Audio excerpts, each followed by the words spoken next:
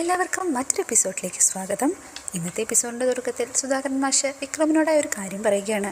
നിനക്ക് വേണമെങ്കിൽ ഈ വീടും പറമ്പും പണയം വെച്ച് 10 ലക്ഷം രൂപ ശ്രീകാന്തിന് കൊണ്ടു കൊടുക്ക്, അല്ലെങ്കിൽ ഇതെല്ലാം ശ്രീകാന്തിൻ്റെ പേർക്ക് എഴുതി കൊടുക്കാമെന്ന് പറ. എന്തു തന്നെ ആയാലും എൻ്റെ മകനിങ്ങനെ ജയിലിൽ കിടക്കാനായിട്ട് ഞാൻ സമ്മതിക്കുകയില്ല. ഇത് കേൾക്കുന്ന വിക്രം മറുപടിയായി, ശ്രീകാന്തിന് വേണ്ടുന്നത് പണമായിരുന്നെങ്കിൽ എപ്പോഴും ഞാൻ അറേഞ്ച് ചെയ്ത് കൊടുത്തേനെ. പക്ഷേ അയാൾക്ക് വേണ്ടുന്നത് കേസാണ്. ഈ വീട്ടിലെ ഓരോ ആളുകളെയും ബുദ്ധിമുട്ടിക്കുക എന്നതാണ് അയാളുടെ ലക്ഷ്യം. എന്നാൽ ഇത് കേൾക്കുന്ന മാഷ്, അയാൾ ഇങ്ങനെയൊക്കെ ചെയ്യാൻ കാരണക്കാരൻ നീ മാത്രമല്ലേ? നിന്നോട് എന്താണുള്ളതെന്ന് വെച്ചാൽ നേരിട്ട് തീർക്കാൻ പറ. വെട്ടുകയോ കുത്തുകയോ കൊല്ലുകയോ അങ്ങനെ എന്താന്ന് വെച്ചാൽ. അല്ലാതെ നിന്നോട്ടുള്ള പക എൻ്റെ മറ്റു മക്കളുടെ മേൽക്കല്ല തീർക്കേണ്ടിയത്.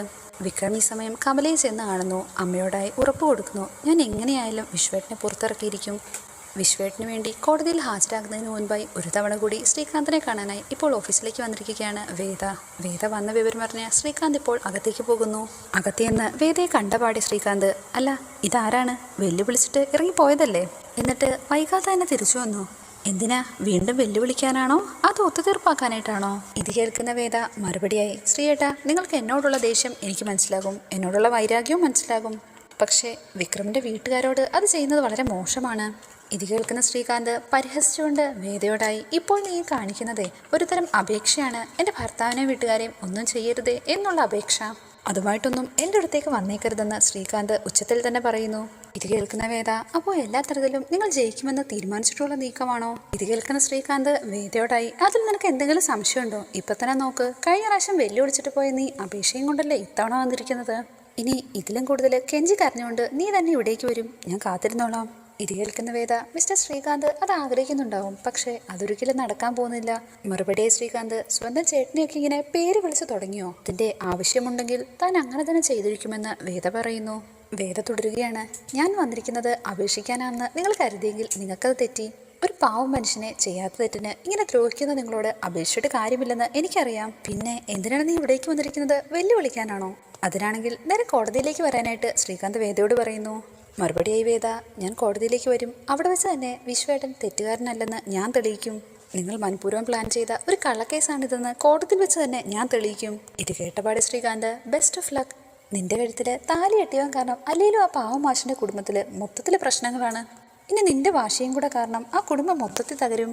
എന്തു ചെയ്യാം, ചിലപ്പോൾ ഇതൊക്കെയായിരിക്കും അവരുടെ വിധി. ഇത് കേൾക്കുന്ന വേദ, ഇല്ല, ചെയ്യാത്ത തെറ്റിന് നിങ്ങൾ എത്രയൊക്കെ വിചാരിച്ചാലും വിശ്വേട്ടനെ ശിക്ഷിക്കാനായിട്ട് പറ്റത്തില്ല.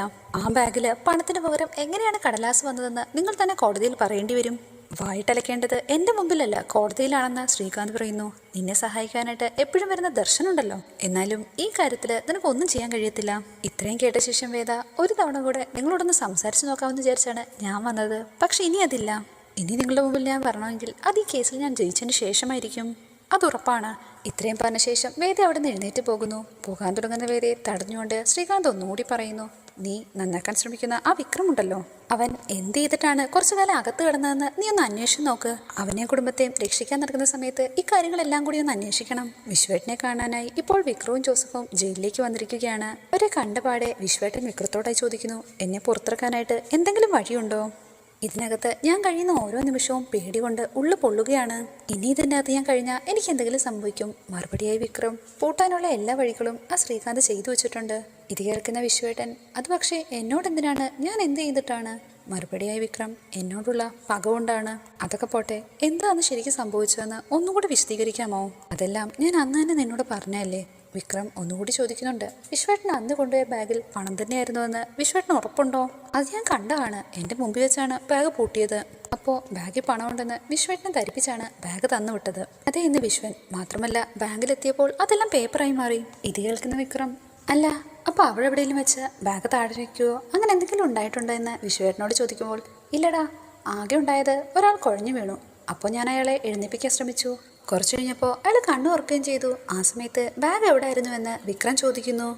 എൻ്റെ അടുത്ത് തന്നെ ഉണ്ടായിരുന്നെന്ന് വിശ്വേട്ടൻ പറയുമ്പോൾ വിക്രം ജോസഫിനോടായി, കാര്യം നിനക്ക് മനസ്സിലായില്ലേ? അപ്പോൾ ബാങ്കിന് മുമ്പ് വെച്ച് കാശ് അവർ മാറ്റി. എന്തായാലും ഏട്ടൻ സമാധാനമായിട്ടിരിക്കുക, അത് ചെയ്ത ആരാന്ന് ഞങ്ങളെ കണ്ടുപിടിച്ചോളാം എന്ന് പറഞ്ഞ് വിക്രവും ജോസഫും അവിടെ നിന്ന് പോകുന്നു. ഈ സമയം വേദയുടെ അമ്മയും അനിയത്തിയും വീട്ടിലേക്ക് വന്നിരിക്കുകയാണ്. അവരെ കണ്ടത് നന്ദിനി, വിരുന്നുകാരുണ്ടല്ലോ, എന്തായാലും അകത്തേക്ക് കയറിയിരിക്കുക, ഞാൻ അമ്മയെ വിളിക്കാം. ശേഷം നന്ദിനി അകത്തെന്ന് കമലോടായി പറയുന്നുണ്ട്, ദേ അവളുടെ അമ്മയും അനിയത്തിയും വന്നിട്ടുണ്ട്. പറയാനുള്ളത് എന്താന്ന് വെച്ചാൽ അവർ മുഖത്ത് നോക്കി തന്നെ പറഞ്ഞേക്കണം. ഫ്രണ്ടിലെ ഹാളിൽ തന്നെ നിൽക്കുന്ന അവരെ നന്ദിനി അടുക്കളയിലേക്ക് വിളിച്ചോണ്ട് പോകുന്നു. നന്ദിനി ഒന്നുകൂടി പറയുന്നുണ്ട്, അമ്മ എന്തായാലും നിങ്ങളെ കാണാൻ തന്നെ ഇരിക്കുകയായിരുന്നു, ഇപ്പൊ എന്തായാലും നേരിട്ട് വന്നത് നന്നായി.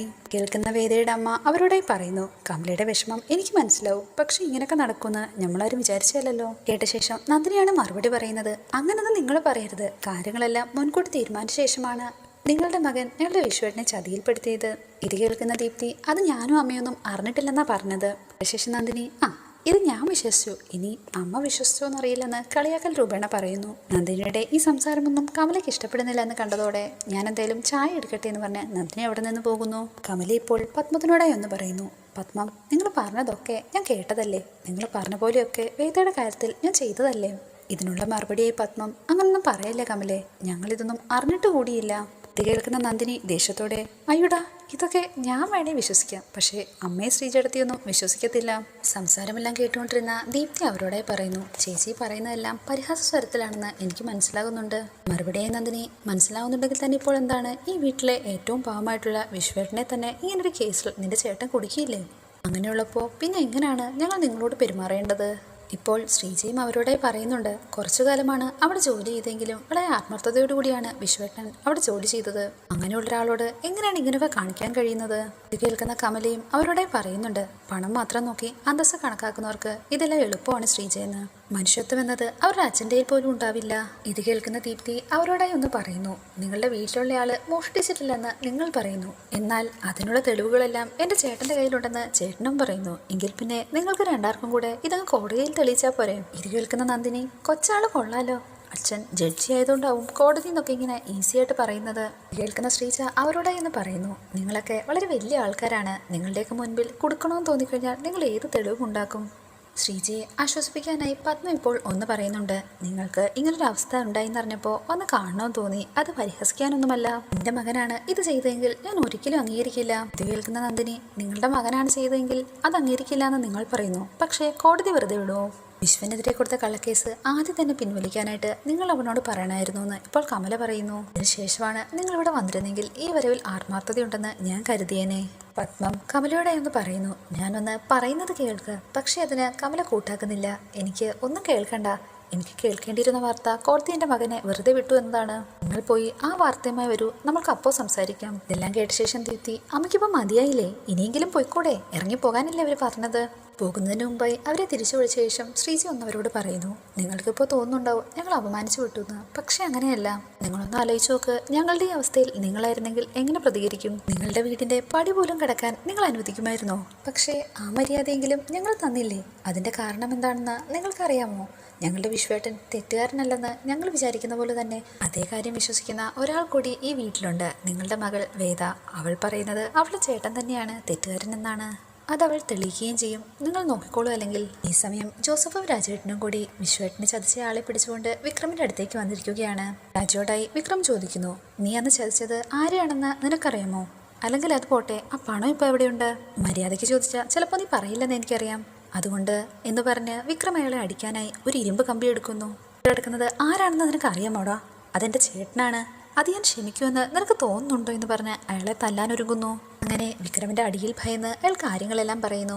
ആ ബാഗിൽ എന്തായിരുന്നുവെന്ന് എനിക്കറിയില്ലായിരുന്നു, അങ്ങനെ ബാഗ് മാറ്റിയ ശേഷം അത് ഒരിടത്ത് എത്തിക്കണമെന്ന് മാത്രമേ എൻ്റെ അടുത്ത് പറഞ്ഞിട്ടുണ്ടായിരുന്നുള്ളൂ. കേൾക്കുന്ന വിക്രം, ആരാണ് നിന്നെ ഈ പണി ഏൽപ്പിച്ചതെന്ന് ചോദിക്കുന്നു.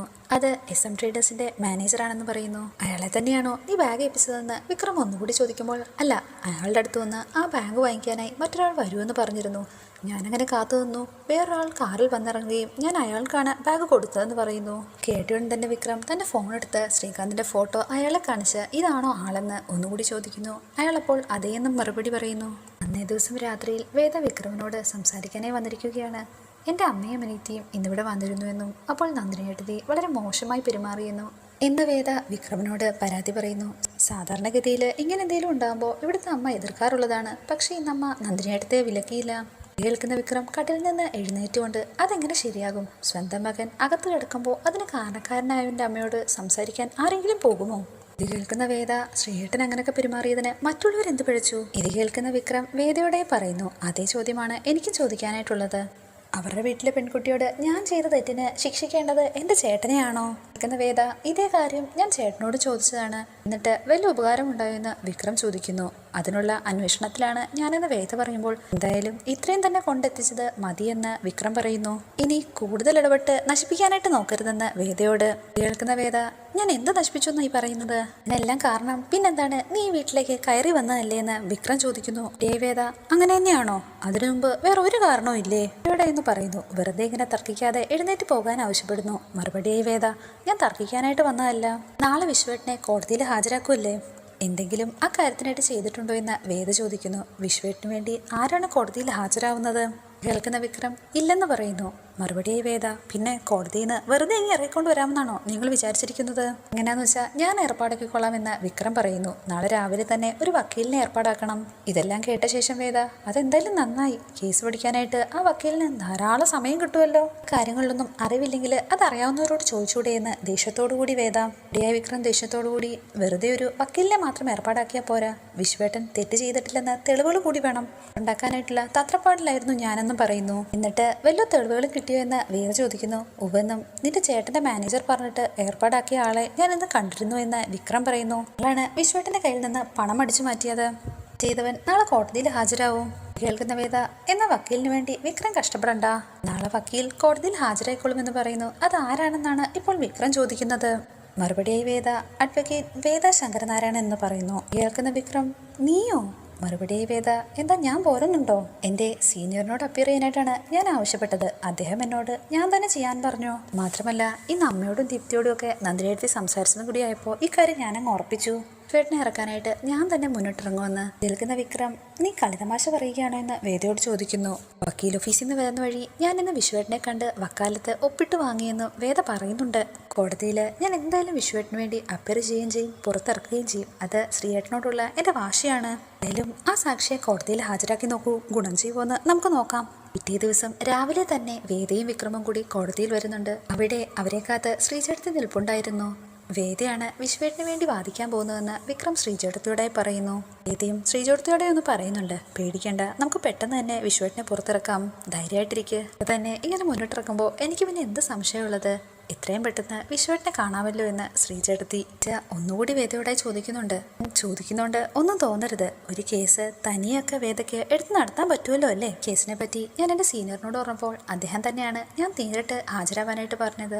മാത്രമല്ല ഈ കേസിൽ ഞാൻ ഹാജരാവുന്നതിന് മറ്റൊരു കാരണവും കൂടിയുണ്ട്. ഇത് എൻ്റെ ചേട്ടനും വിശ്വേട്ടനും തമ്മിലുള്ള യുദ്ധമല്ല, ഞാനും എൻ്റെ ചേട്ടനും തമ്മിലുള്ള പോരാണ്. വിശ്വേട്ടനാണ് അതിനിടയിൽ ബലിയാടായി പോയത്. അതുകൊണ്ട് വിശ്വേട്ടനെ പുറത്തിറക്കുക എന്നത് എൻ്റെ ആവശ്യമാണ്. ശേഷം വേദ വിക്രമിനോടായി തനിക്ക് ആ സാക്ഷിയെ ഒന്ന് കാണണമെന്ന് പറയുന്നു. ഒന്നുകൂടി ശ്രീചേട്ടത്തിയോടെ പറയുന്നുണ്ട്, ധൈര്യമായിട്ടിരിക്കുക, നമ്മൾ എന്തായാലും ജയിക്കും. അതോടുകൂടി ഇന്നത്തെ എപ്പിസോഡോട് അവസാനിച്ചിരിക്കുന്നു. Please like, share and subscribe.